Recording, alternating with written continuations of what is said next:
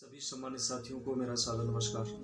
साथियों, आपने 26 जनवरी की घटना का जो बीभत्स रूप था वो हमारे देश की राजधानी में देखा। मैं पूरी तरीके से इस घटना का जिम्मेदार भारतीय जनता पार्टी हूँ, क्योंकि केंद्र में और उत्तर प्रदेश में सत्ता में आज वही पार्टी है। आप अगर समय रहते शासित सत्ता वाली पार्टी और उनके नुमाइंदे समय रहते अगर किसान की समस्याओं पर ध्यान दे लेते, किसान की आवाज़ को अगर सुन लेते, उसमें कुछ न कुछ संशोधन कर देते, तो निश्चित ही आज ये दिन हम सभी को देखना नहीं पड़ता। मैं पूरी तरह से इस घटना के लिए भारतीय जनता पार्टी को जिम्मेदार मानता हूँ। साथियों, आज जो किसान को हिंसक बताते हैं, मुझे शर्म आती है कि किसान कहीं से हिंसक नहीं। किसान भाइयों को भारतीय जनता पार्टी के दीप सिंधु द्वारा गुमराह किया गया और इस घटना के लिए उकसाया गया, इसलिए पूरी तरीके से जिम्मेदार भारतीय जनता पार्टी है। अब बात आती है कि किसान हिंसक है, तो मैं कहूँगा बिल्कुल हिंसक नहीं। मैं अपने बारे में बता दूं, मैं एक किसान का बेटा हूं। जब मैं एक बार की घटना, जब मैं खेत जोतने का काम कर रहा था और गन्ने के खेत को, जिसको पेड़ी कहते हैं, दूसरी फसल जब गन्ने का दूसरा लेव काटा जाता है उसको पेड़ी कहते हैं, मैं पेड़ी वाला खेत जोत रहा था। जब मैंने देखा कि मेरे ट्रैक्टर के आगे चूहे का बच्चा धीरे धीरे रेंग रहा है, क्योंकि ठंड के दिन थे, तो मैं तुरंत ट्रैक्टर रोक करके उसको मैंने हाथों में ले करके दूसरे खेत में छोड़ने का काम किया, उसकी जान बचाई। तो जब एक किसान का बेटा ये हिंसा नहीं चाहता है, तो किसान कहाँ से हिंसा चाहे? पता नहीं कितने लोगों का, कितने जीवों का, कितने इंसानों का पेट आज किसान के द्वारा भरा है, लेकिन फिर भी किसान को हिंसक और आंदोलनकारी बताया जाता है। अगर किसान की पीड़ा कोई सुन लेता तो शायद किसान को आंदोलन करने की जरूरत नहीं थी। लेकिन साथियों, हिम्मत हारने की जरूरत नहीं है। किसान भाइयों को कदम से कदम मिलाकर जो किसान संगठन इस आंदोलन के लिए आंदोलनरत है, उनका साथ देना है। और जो ये सिस्टम है, हमारे देश का जो लोकतांत्रिक सिस्टम है, इस सिस्टम को भी आप सभी को बदलना है।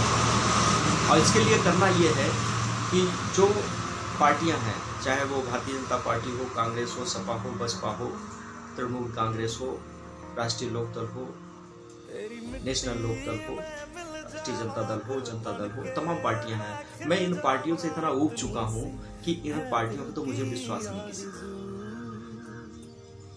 अब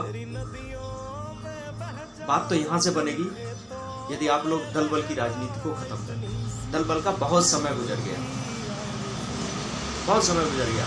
72-73 साल गुजर गए दल बल को, दल बल के 72-73 साल गुजर गए, मिला कुछ नहीं। किसान आदमी हमेशा ठगा गया। इन दल बल की राजनीति ने ही किसान को उसका वाजिब मूल्य नहीं मिलने दिया। आज पेट्रोल की कीमतें लगभग 100 के पास पहुंचने वाली हैं, डीजल की कीमतें लगभग 85-80 के पास पहुंचने वाली हैं। बहुत समय गुजर गया। दल बल की राजनीति खत्म करें।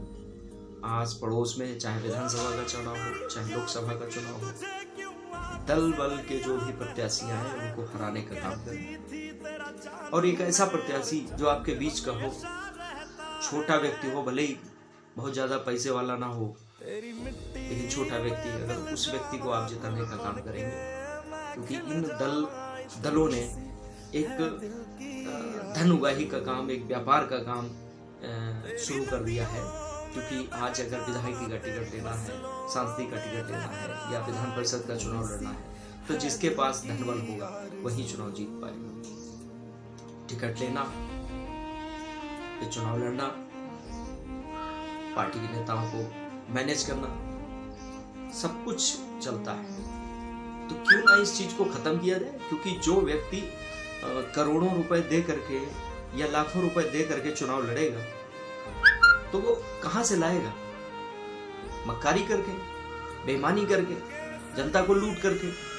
हम लोगों के द्वारा जो दिया गया टैक्स है, जो विभिन्न मदों में आकर के हमारे समाज के, हमारे देश के विकास के लिए कई कल्याणकारी कार्यक्रमों में लगता है, उनमें कमीशनबाजी करके। तो मैं मानता हूं कि इस दलबल की राजनीति खत्म करिए। अपने से बीच के व्यक्ति को, चाहे भले ही वो अदना सा व्यक्ति हो, छोटा सा व्यक्ति हो, गरीब हो, लेकिन हमारे बीच का हो, उसके अंदर क्षमताएं हो हमारे नेतृत्व करने की, तो ऐसे व्यक्ति को आप लोग चुनाव जिताएं, चाहे कोई भी चुनाव हो, और फिर देखें कि आपका लोकतांत्रिक व्यवस्था जो है वो स्वच्छ होती है या नहीं। और इस गंदगी में अधिकारियों का भी, कर्मचारियों का भी बढ़ चढ़ के योगदान रहता है। तो सिस्टम को बदलें। आज ये नौबत जो 26 जनवरी को आई है, अगर ये दलबल की राजनीति ना होती तो ये नौबत आज हमारे देश के सामने नहीं आती। हमारा किसान भाई आज सड़कों पे खुले आसमां के नीचे नहीं पड़ा होता। इन्हीं बातों के साथ अपनी बात को विराम देता हूं, लेकिन इस विश्वास के साथ कि जो मैंने कहा है इस पे विचार जरूर करें। बहुत जरूरी है, अगर हमें अपना लोकतंत्र बचाना है, अगर हमें हमारा देश, भारत देश बचा के रखना है, तो ये बहुत जरूरी है। वरना वो दिन दूर नहीं जब हमारे देश पे पूंजीपतियों का कब्जा है और रहेगा आने वाले समय, जबकि कब्जा होना चाहिए आम नागरिक का। आम नागरिक का हक होना चाहिए इस देश की राजनीति, इस देश के लोकतंत्र। इन्हीं बातों के साथ अपनी बात को यहीं पर विराम देता हूँ। और इस वीडियो को अगर हो सके, आपको लगे कि कुछ सही है, तो शेयर अवश्य करें, क्योंकि जब शेयर करेंगे, साझा करेंगे, शेयर का मतलब साझा करेंगे, तो जब साझा करेंगे तो साझा कार्यक्रम एक बनेगा, और उस साझा कार्यक्रम से हमें अपने देश के लोकतंत्र को और अपने देश को मजबूत बनाना है। और जो दमनकारी लोग बैठे हुए हैं ऊपर सत्ताओं में, उनसे अपने देश को बिल्कुल बचा के रखना है।